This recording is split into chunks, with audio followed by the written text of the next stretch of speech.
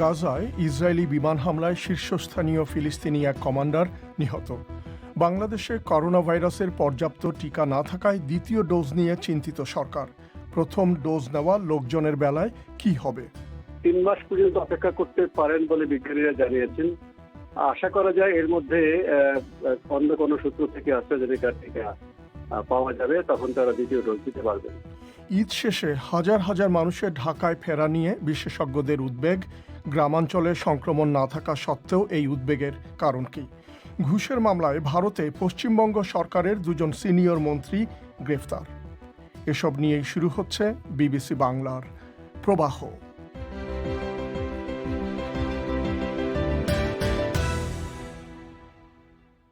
অনুষ্ঠানে আপনাদের স্বাগত জানাচ্ছি, মিজানুর রহমান খান। গাজায় ইসরায়েলি বিমান হামলায় ফিলিস্তিনি ইসলামিক জিহাদ গ্রুপের একজন শীর্ষস্থানীয় কমান্ডার নিহত হয়েছেন। জাবারিয়া শরণার্থী ক্যাম্পে কমান্ডার হুসাম আবু হারবিদকে লক্ষ্য করে এই হামলা চালানো হয়। এছাড়াও গাজা নিয়ন্ত্রণকারী হামাসের আরও 9 জন কমান্ডারের বাড়িতে ইসরায়েলি বিমান থেকে আক্রমণ করা হয়েছে।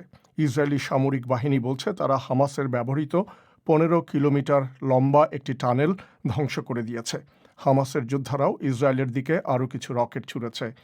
এক সপ্তাহের সংঘর্ষে প্রায় 200 জন ফিলিস্তিনি এবং 10 জন ইসরায়েলি নিহত হয়েছে। আরও শুনুন শাহনাজ পারভিনের কাছে। ইসরায়েলি ও ফিলিস্তিনিদের মধ্যে নতুন করে এই সংঘর্ষ শুরু হয় এক সপ্তাহ আগে। আজও গাজা ভূখণ্ডে ইসরায়েলি বিমান থেকে বহু হামলা চালানো হয়েছে। অন্যদিকে ফিলিস্তিনি গ্রুপ হামাসের যোদ্ধারাও ইসরায়েলের দক্ষিণাঞ্চলীয় শহরগুলো লক্ষ্য করে রকেট ছোঁড়া অব্যাহত রেখেছে। ইসরায়েল বলছে যে তারা হামাসের বেশ কিছু স্থাপনায় আঘাত করেছে। এসবের মধ্যে রয়েছে হামাসের শীর্ষস্থানীয় 9 জন কমান্ডারের বাড়ি। ফিলিস্তিনি ইসলামিক জিহাদ নামের একটি গ্রুপের একজন শীর্ষস্থানীয় কমান্ডার হুসাম আবি হারবিদও হামলায় নিহত হয়েছেন। ইসরায়েলি সামরিক বাহিনী বলছে সোমবার ভোর হওয়ার সামান্য আগে 50টি যুদ্ধ বিমান থেকে 20 মিনিট ধরে আক্রমণ করা হয়। এতে 35টি স্থাপনা এবং 15 কিলোমিটার দীর্ঘ ভূগর্ভস্থ একটি সুড়ঙ্গ লক্ষ্য করে হামলা চালানো হয়। ইসরায়েল বলছে এই টানেলটি হামাস ব্যবহার করত। এসব হামলায় বড় বড় রাস্তা এবং বিদ্যুতের লাইনগুলো ক্ষতিগ্রস্ত হয়েছে। ইসরায়েল বলছে গাজা নিয়ন্ত্রণকারী হামাস এখনও পর্যন্ত 3000-এর বেশি রকেট ছুঁড়েছে। আজ সোমবারও বেশ কয়েকটি রকেট ছোঁড়া হয়েছে ইসরায়েলের দক্ষিণাঞ্চলীয় শহরগুলো টার্গেট করে। ইসরায়েলের আরেকটি পৃথক হামলায় গাজা সিটির পশ্চিমে 5 জন ফিলিস্তিনি নিহত হয়েছে বলে খবরে বলা হচ্ছে। তাদের মধ্যে 3 জন ছিলেন একটি গাড়িতে। গাজায় কর্মকর্তারা বলছেন এখনও পর্যন্ত ইসরায়েলি হামলায় 198 জন ফিলিস্তিনি নিহত হয়েছে, যাদের মধ্যে 58 জন শিশু এবং 34 জন নারী। ইসরায়েল দাবি করছে তারা হামাসের 130 জনকে হত্যা করেছে, কিন্তু হামাস এই দাবি স্বীকার করেনি। ইসরায়েল বলছে হামাসের ছোঁড়া রকেটে 10 জন ইসরায়েলি নিহত হয়েছে। এই সংঘর্ষ বন্ধ করার জন্য আন্তর্জাতিক আহ্বান অব্যাহত রয়েছে। মিশরের president Abdul Fattah al CC বলেছেন যুদ্ধবিরতির জন্য তার দেশ চেষ্টা চালিয়ে যাচ্ছে। জাতিসংঘের মহাসচিব আন্তোনিও গুতেরেসও সহিংসতা বন্ধের আহ্বান জানিয়েছেন। শাহনাজ পারভিন। বাংলাদেশের সরকার করোনা ভাইরাসের টিকার দ্বিতীয় ডোজ দেওয়া নিয়ে উদ্বেগ প্রকাশ করেছে।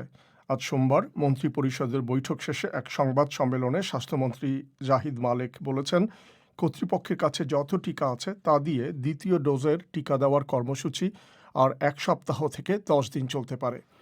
ভারত থেকে অক্সফোর্ড অ্যাস্ট্রাজেনেকা টিকা আসা বন্ধ হয়ে যাওয়ার পর এর আগে প্রথম ডোজের টিকা দেওয়া বন্ধ হয়ে যায়।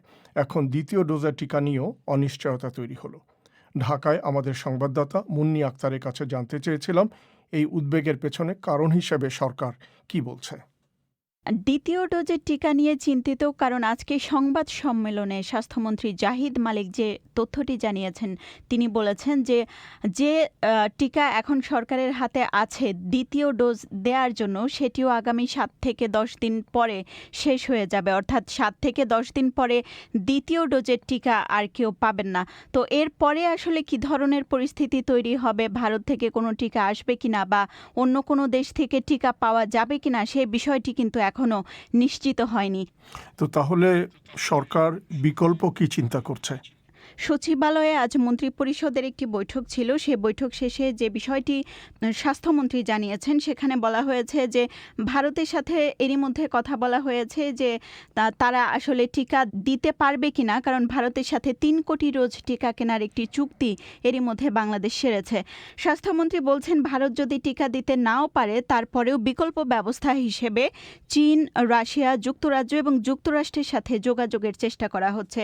তিনি জানিয়েছেন যে কয়েকটি দেশের সাথে এরই মধ্যে আলোচনা বেশ অগ্রগতি হয়েছে, তবে এখনই চূড়ান্তভাবে কোনো কিছু জানানো যাচ্ছে না।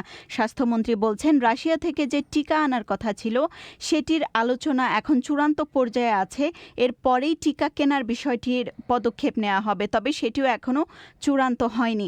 এছাড়া চীনের কাছ থেকে 2.5 লাখ ডোজ টিকা পাওয়া গেছে, যেটি হয়তো এ মাসের 25 বা 26 তারিখ থেকে যারা ফ্রন্ট লাইনে আছেন তাদেরকে দেয়া শুরু হবে। তবে চীনের কাছ থেকে কোনো টিকা কেনা যাবে কিনা বা পরবর্তী পদক্ষেপগুলো কি হবে সে বিষয়ে কিন্তু এখনও নিশ্চিত করে কোনো তথ্য জানা যায়নি। মুন্নি, আপনি যেটা বলছিলেন সেটা হচ্ছে টিকা আমদানি করার কথা, কিন্তু গত কয়েকদিন ধরে তো একটা কথা শুনছিলাম যে দেশের ভেতরে টিকা উৎপাদনের ব্যাপারে কথাবার্তা হচ্ছে, সে ব্যাপারে কিছু বলেছেন?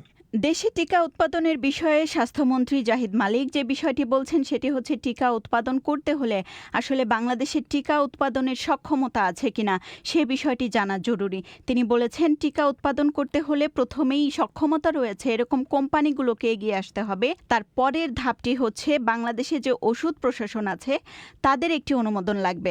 স্বাস্থ্যমন্ত্রী বলছেন যে এরই মধ্যে বেশ কয়েকটি প্রতিষ্ঠান যাদের টিকা তৈরি করার সক্ষমতা রয়েছে তারা ওষুধ প্রশাসনে প্রস্তাব পাঠিয়েছেন।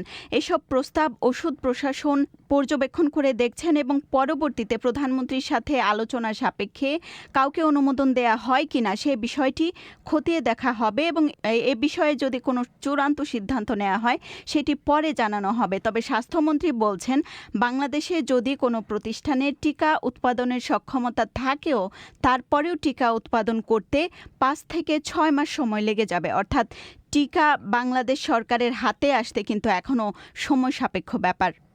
তো বাংলাদেশে এখনো পর্যন্ত মোট কতজনকে এই করোনা ভাইরাসের টিকা দেওয়া হয়েছে? স্বাস্থ্য অধিদপ্তরের হিসাব যেটি বলছে বাংলাদেশে এখনো পর্যন্ত 58,20,000-এর মতো মানুষ করোনা ভাইরাসের প্রথম ডোজের টিকা নিয়েছেন, অর্থাৎ তারা কিন্তু টিকাদান প্রক্রিয়ার যে পুরো প্রক্রিয়াটি সেটি সম্পন্ন করেননি। অক্সফোর্ড অ্যাস্ট্রাজেনেকার যে টিকাটি আছে সেটির দুটি ডোজ নিতে হয়। তো সেই হিসেবে বাংলাদেশের স্বাস্থ্য অধিদপ্তরের হিসাব বলছে যে 2টো ডোজই নিয়েছেন এমন মানুষের সংখ্যা 36 লাখের কিছু বেশি, অর্থাৎ 36,50,000-এর মতো। তো সেই হিসেবে যদি আমরা দেখি বাংলাদেশে যদি 16 কোটি জনগণ ধরা হয় তাহলে টিকা নেয়ার হার মাত্র 2.28 ভাগের কিছুটা বেশি, অর্থাৎ বাংলাদেশের কিন্তু এখনো বেশিরভাগ মানুষই টিকার বাইরে রয়েছেন। মুন্নি আক্তারের কাছে শুনছিলেন যে বাংলাদেশে এরই মধ্যে 58 লাখের মতো মানুষ প্রথম ডোজের টিকা নিয়েছেন আর 2টি ডোজে নিয়েছেন 36.5 লাখের মতো মানুষ। অর্থাৎ দেখা যাচ্ছে প্রথম ডোজের টিকা যারা নিয়েছেন তাদের মধ্যে 20 লাখ মানুষ এখনও দ্বিতীয় ডোজের টিকা পাননি। এখন দ্বিতীয় ডোজের টিকা না পাওয়া গেলে এই 20 লাখ মানুষের কি হবে জানতে চেয়েছিলাম রোগতত্ত্ব, রোগ নিয়ন্ত্রণ ও গবেষণা প্রতিষ্ঠান IEDCR এর একজন উপদেষ্টা মুস্তাক হোসেনের কাছে। সরকার আশা করছে যে 1 মাস বা কিছুদিনের মধ্যে 20 লাখ ডোজের টিকা ভারতের বাইরে যেসব জায়গায় অ্যাস্ট্রাজেনেকার টিকা উৎপাদন করা হচ্ছে সেখান থেকে অথবা বিশ্ব স্বাস্থ্য সংস্থার কোভ্যাক্স থেকে তারা জোগাড় করতে পারবে। আর যারা প্রথম ডোজের টিকা নিয়েছেন তারা 2 মাস পরে দেওয়ার কথা অনেকেই নিয়েছেন, তারপরে প্রায় 20 লাখ ঘাটতি আছে।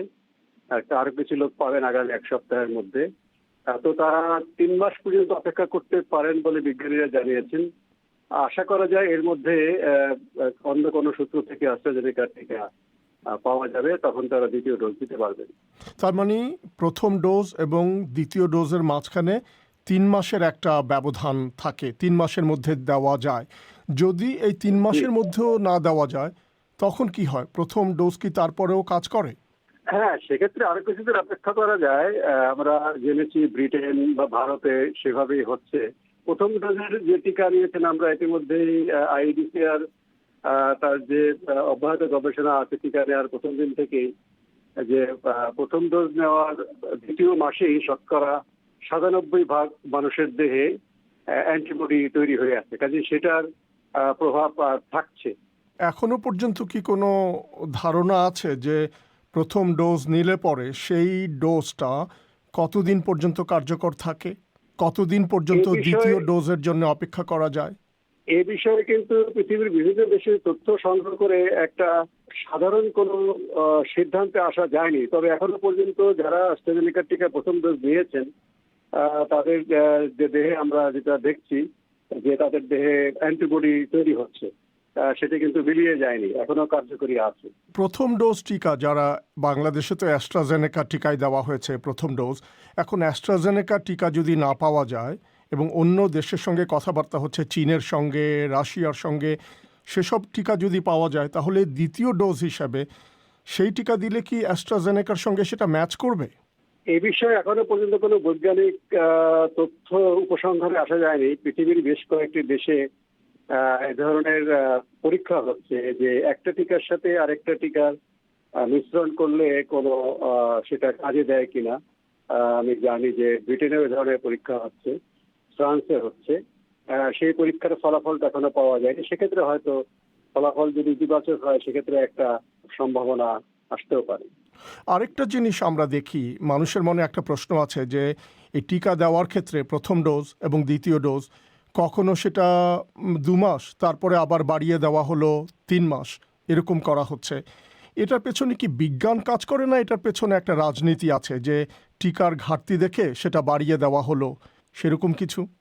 এক্ষেত্রে বিজ্ঞানটাই প্রধান। আমরা দেখেছি ব্রিটেনে যখন টিকা দেওয়া শুরু হয় তারা যত বেশি সংখ্যক মানুষকে প্রথম ডোজের টিকা দেওয়া যায় সেটি চেষ্টা করেছিলেন, কারণ প্রথম ডোজের টিকাতেও কিন্তু রোগ প্রতিরোধ ক্ষমতা যেটি হয় সেটি মানুষকে হাসপাতালে যাওয়া থেকে প্রতিরক্ষা দেয়। এই যে বাংলাদেশে যখন আমরা টিকা দেওয়া শুরু করলাম তখন আমরা 1 মাসের ব্যবধানে দ্বিতীয় ডোজের টিকা দেওয়ার সিদ্ধান্ত ছিল, কিন্তু আমরা অন্যান্য দেশের উদাহরণ দেখে ভেবেছি যে আমরাও আমাদের যত বেশি সংখ্যক মানুষকে প্রথম ডোজের টিকা দিতে পারি তত বেশি আমরা প্রতিরক্ষার আওতায় বাড়াতে পারবো। সেটি অনুসরণ করা হয়েছে এবং আমরা দেখছি যে ফলও পেয়েছি যে দ্বিতীয় মাসের পরে অনেকখানি প্রতিরোধ ক্ষমতা হয়েছে। তৃতীয় মাসের মাথাতে কতখানি অ্যান্টিবডি হয় সেটাও কিন্তু আমরা হয়তো দেখবো তৃতীয় মাস শেষ হওয়ার পরে।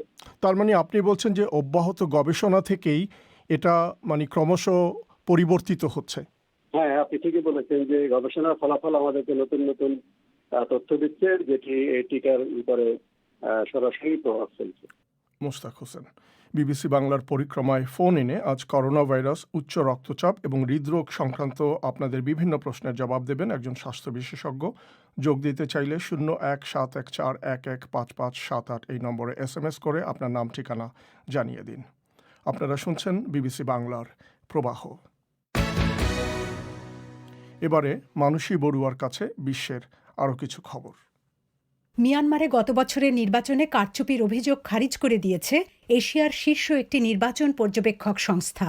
বার্মিজ সেনাবাহিনী ওই নির্বাচনে লাখ লাখ অনিয়ম এবং কারচুপির অভিযোগ তুলে অং সান সুচির সরকারকে উৎখাত করে। কিন্তু Asian network for free election বলছে নভেম্বরের নির্বাচনে কিছু অনিয়ম ছিল, কিন্তু তার পেছনে প্রধান কারণ ছিল করোনা ভাইরাস প্যান্ডেমিকের কারণে জারি করা বিধিনিষেধ।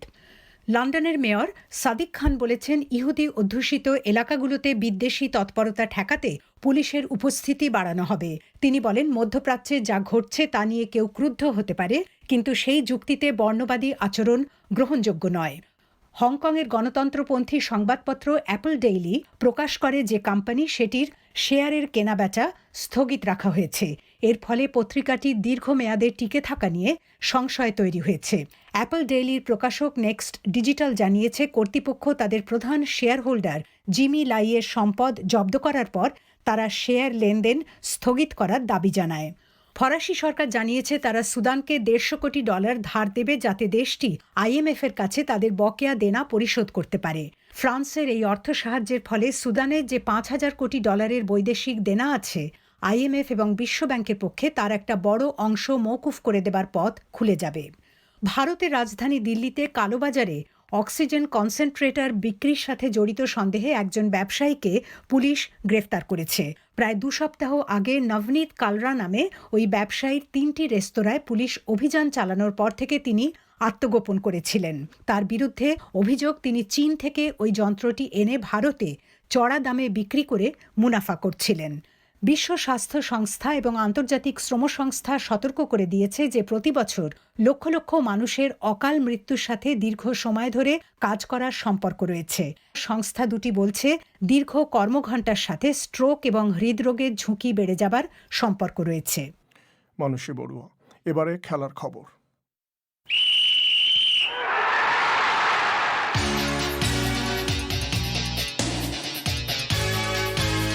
খেলার খবর পড়ছি তামিমুর রহমান। বিশ্বকাপ বাছাই পর্বকে সামনে রেখে মাঠের অনুশীলন শুরু করেছে বাংলাদেশ জাতীয় ফুটবল দল। কোয়ারেন্টাইন শেষে ক্যাম্পে যোগ দিয়েছেন প্রধান কোচ জেমি ডে। ক্যাম্পে ডাক পাওয়া ফুটবলারদের দুই ভাগে ভাগ করে ম্যাচের আদলে অনুশীলন করিয়েছেন কোচ। কোভিড রিপোর্ট পাওয়ার পর অনুশীলনে নামার কথা থাকলেও এদিন রিপোর্ট হাতে পাওয়ার আগেই গোটা দল নিয়ে অনুশীলনে নেমেছেন কোচ। তাছাড়া বায়োবাবল অনুসরণ করার কথা থাকলেও তা মাঠে দেখা যায়নি। এদিকে স্থগিত হওয়া মেয়েদের ফুটবল লিগ আবারও মাঠে গড়াচ্ছে বুধবার থেকে।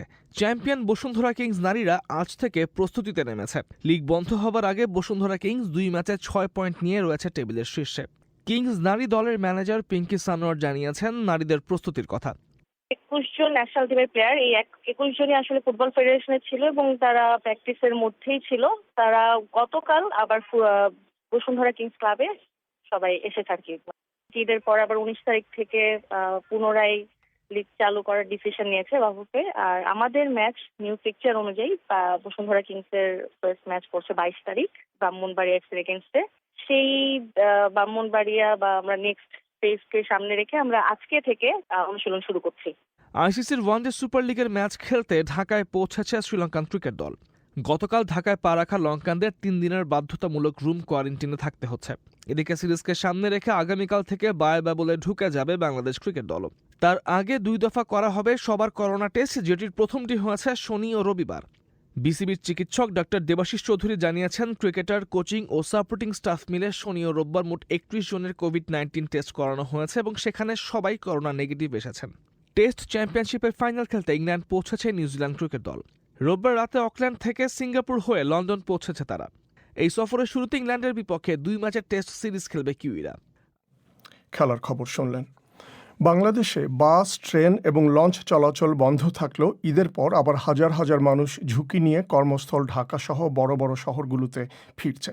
দ্বিতীয় ধাপে করোনা ভাইরাস সংক্রমণের মধ্যে ঈদের আগে লক্ষ লক্ষ মানুষের গ্রামে যাওয়া এবং তাদের ফিরে আসা নিয়ে বিশেষজ্ঞরা আশঙ্কা প্রকাশ করছেন। বাংলাদেশের গ্রামাঞ্চলে করোনা ভাইরাসের সংক্রমণ তেমন একটা নেই বললেই চলে। সংক্রমণ সবচেয়ে বেশি রাজধানী ঢাকায় এবং শহরে। তাহলে গ্রাম থেকে তাদের শহরে ফিরে আসা নিয়ে উদ্বেগের পেছনে কারণ কি? খোঁজ নিয়েছেন ঢাকায় আমাদের সংবাদদাতা কাদির কল্লোল। কাকলি মুন্সি তাঁর স্বামী এবং সন্তান নিয়ে ঈদের আগে ঢাকা থেকে খুলনায় গেছেন গ্রামের বাড়িতে। ঢাকা থেকে মাইক্রোবাসের একটি করে সিট 1000 টাকায় ভাড়া করে মুন্সিগঞ্জের শিমুলিয়া ঘাট পর্যন্ত যান। এরপর হাজার হাজার মানুষের ভিড়ে ফেরিতে পদ্মা নদী পার হওয়ার ভয়াবহ অভিজ্ঞতা তাদের হয়েছে। মৃত্যুর মুখের থেকে বেঁচে আসছে আমার একটা অবস্থা, মানে হাসপাসের অবস্থা। 7 ঘন্টা ফেরার জন্য অপেক্ষা ছিলাম, রোজা রেখে খুবই কষ্ট হয়েছে। এখন কি করবো, নারীর জানে আসছি, এখন এসে যখন পড়ছে এখনো ঢাকায় পৌঁছাতে হবে, সে টেনশন আছে কি করে যাব। এখন ঢাকায় ফেরা নিয়ে কাকলি মুন্সির উদ্বেগ তৈরি হয়েছে। তবে রাস্তার ঝুঁকি বিবেচনা করে তাঁর স্বামী মোহাম্মদ বাহাউদ্দিন একা ঢাকায় ফিরেছেন ঈদের পরদিনই। মোহাম্মদ বাহাউদ্দিন বলেছেন, গ্রামে যাওয়ার ক্ষেত্রে তাদের মাঝে আবেগ বেশি কাজ করেছিল। আসলে ঈদের যে সময়টা ঢাকা সিটি একরকম খালি হয়ে গেছে, আর অপরদিকে বছরেতে এরকম সময়টা আমরা পাই না। তো একটা সময় যদি 2-3 দিনের জন্য এই সুযোগটা না পাওয়া যায় তাহলে তো পরিবারের সাথে মিশা যায় না আর কি। কিন্তু আমরা তো মনে করছিলাম যদি পরিবহনটা অর্ধেক যাত্রীতে যদি ছেড়ে দিত তাহলেও অনেকটা উপকার হতো, পাবলিকের এত বেশি প্রেসারে পড়তে হতো না আর কি। ঈদকে কেন্দ্র করে ঢাকা ছেড়ে যারা রাস্তায় রাস্তায় ঝুঁকি নিয়ে গ্রামে গেছেন এবং এখন ফেরত আসছেন, তাদের অনেকের সাথে কথা বলে মনে হয়েছে সেই যাত্রায় তাদের প্রত্যেকের আলাদা আলাদা ভয়াবহ গল্প রয়েছে।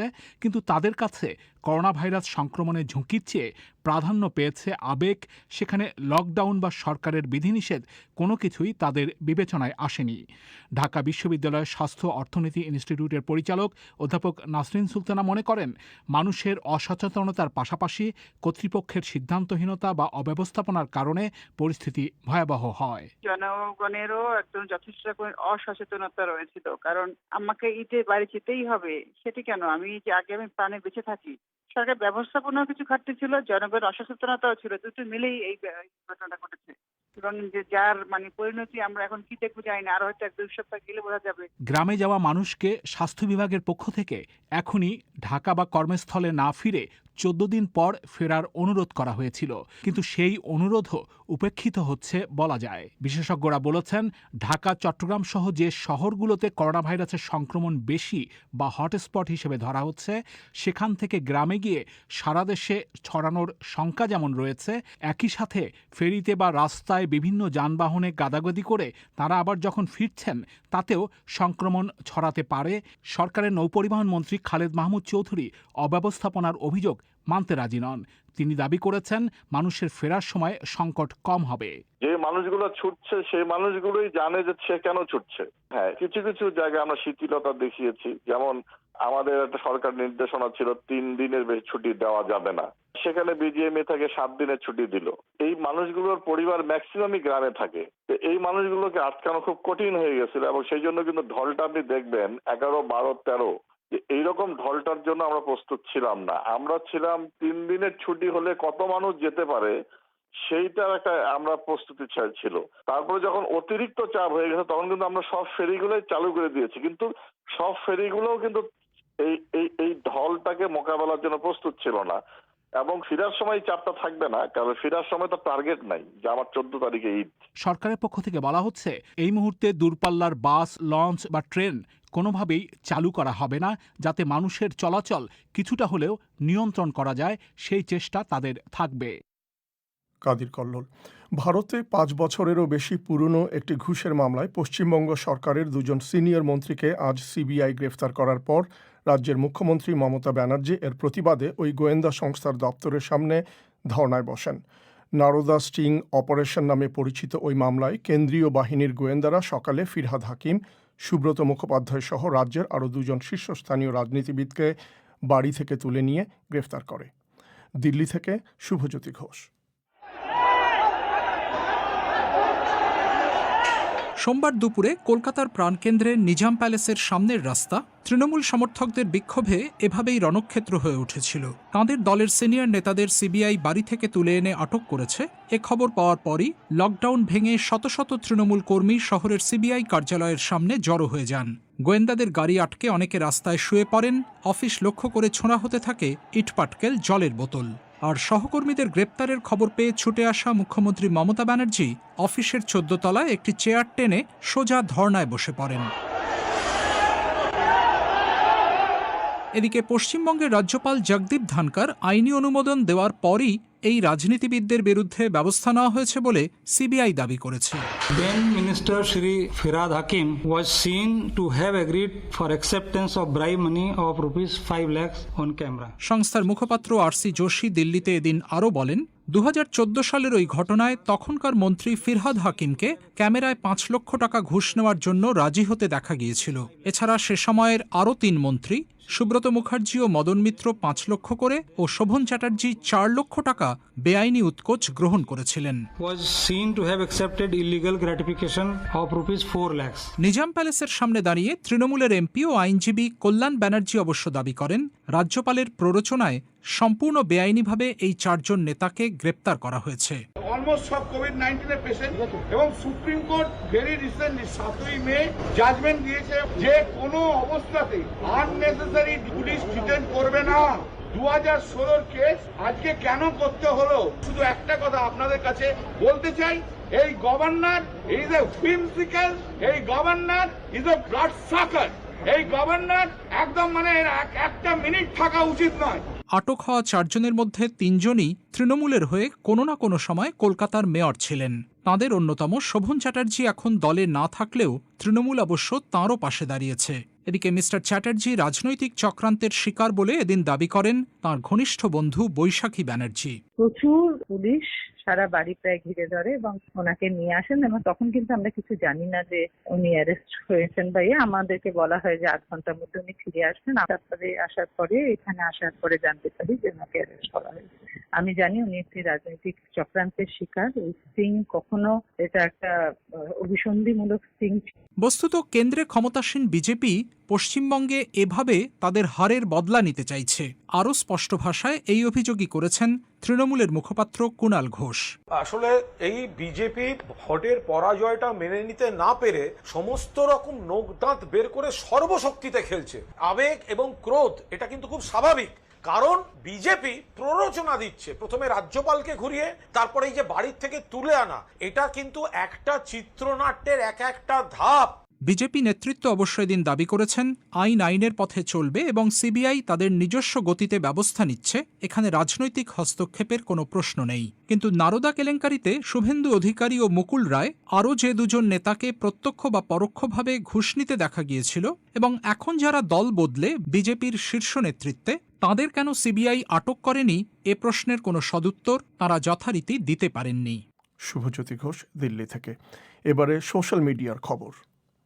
সামাজিক যোগাযোগ মাধ্যমে আলোচিত সব খবরাখবর জানাতে হাজির হয়েছি আমি সঞ্জনা চৌধুরী এবং সাথে আছি আমি মুন্নি আক্তার। আজও ঈদের ছুটিতে শহর ছেড়ে যাওয়া মানুষের কর্মস্থলে ফেরার খবর রয়েছে আলোচনায়।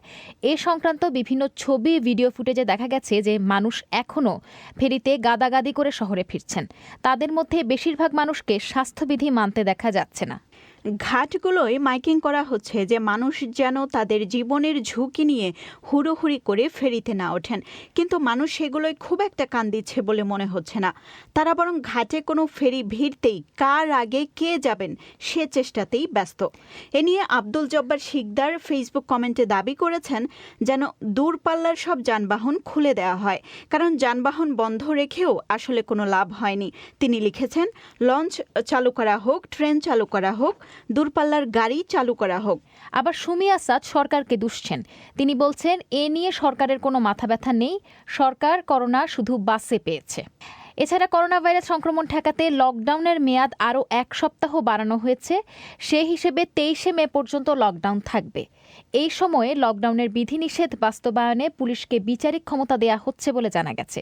কিন্তু পুলিশকে এই ক্ষমতা দেয়া মানে সাধারণ মানুষকে আরও হয়রানি করা হবে বলে জানিয়েছেন বিএনপির মহাসচিব মির্জা ফখরুল ইসলাম আলমগীর। করোনা পরিস্থিতি নিয়ন্ত্রণে সরকারের বিরুদ্ধে অব্যবস্থাপনার অভিযোগ তুলেছেন তিনি। এই সংক্রান্ত খবরে মানুষের নানা ধরনের মন্তব্য করছেন। যেমন শাহাদাত হোসেন, তিনি মির্জা ফখরুলের বক্তব্যে সহমত জানিয়ে বলেছেন, সঠিক কথা, এমনিতেই তাদের জ্বালায় জীবন অতিষ্ঠ, তার উপর বিচারিক ক্ষমতা পেলে তো আর রক্ষা নেই। আবার বোরহান উদ্দিন, তিনি যেমনটি বলছেন যে আপনার বোঝাটা ঠিক, কিন্তু কিছুই করার ক্ষমতা যে আপনাদেরও নেই এটাও মানুষ বুঝে গিয়েছে। তাই ঘর থেকে মাঝে মধ্যে বের হয়ে বাণী প্রদান করে আবার ঘরে ঢুকে পড়বেন, নচেত আবার পুলিশ যদি দেখে ফেলে। আক্তার নূর নামে একজন লিখেছেন, যেসব পশুগুলো বিধিনিষেধ মানে না তাদের জন্য এই আইন অবশ্য দরকার। অর্থাৎ তিনি অনেকটা কটূক্তি করেই মন্তব্যটি করেছেন। এমডি জিসান, তিনি লিখেছেন, আপনার মুখে মাস্ক নাই কেন? প্রশ্ন করার কারণে বলবেন পুলিশ হয়রানি করেছে। আগে নিজে হয়রানিমুক্ত হন, তারপর অন্যকে দোষারোপ করুন। এছাড়া মুন্নি, ভারতের রিয়েলিটি শো সারেগামা পা থেকে জনপ্রিয়তা পাওয়া শিল্পী মাইনুল হাসান নোবেলের একটি খবরও কিন্তু বেশ আলোচনায় আছে। গতকাল রাতে তিনি নিজের ভ্যারিফাইড ফেসবুক পেজে একটি পোস্ট শেয়ার করেছিলেন, যেখানে তার মৃত্যুর তারিখ দেয়া ছিল 18 মে 2021, অর্থাৎ আগামীকালের তারিখ। তবে এই পোস্টের আগেও তিনি বাংলাদেশের শীর্ষস্থানীয় কয়েকজন শিল্পীকে নিয়ে আপত্তিকর মন্তব্য করার কারণে বেশ সমালোচনার মুখে পড়েছেন। তো এই ছিল আজকে ট্রেন্ডিং খবরাখবর। চলে যাচ্ছি লন্ডন স্টুডিওতে মিজানুর রহমান খানের কাছে। অনুষ্ঠান শেষ করার আগে এখনকার সংবাদ শিরোনাম। ইসরায়েল ও গাজায় ফিলিস্তিনিদের প্রতি যুক্তরাষ্ট্র আহ্বান জানিয়েছে বেসামরিক লোকজনের হতাহতের ঘটনা এড়িয়ে যেতে। গাজায় ইসরায়েলি বিমান হামলায় শীর্ষস্থানীয় ফিলিস্তিনি এক কমান্ডার নিহত। বাংলাদেশে করোনা ভাইরাসের পর্যাপ্ত টিকা না থাকায় দ্বিতীয় ডোজ নিয়ে চিন্তিত সরকার। আমাদের পরবর্তী অধিবেশন পরিক্রমা, তাতে শুনবেন ফোন ইন, শুনবেন আশা করে বিবিসির লন্ডন স্টুডিও থেকে আমি মিজানুর রহমান খান। আপাতত এখানেই বিদায় চাইছি। ধন্যবাদ ব্যস্ততার মধ্যেও আমাদের অনুষ্ঠান শোনার জন্যে।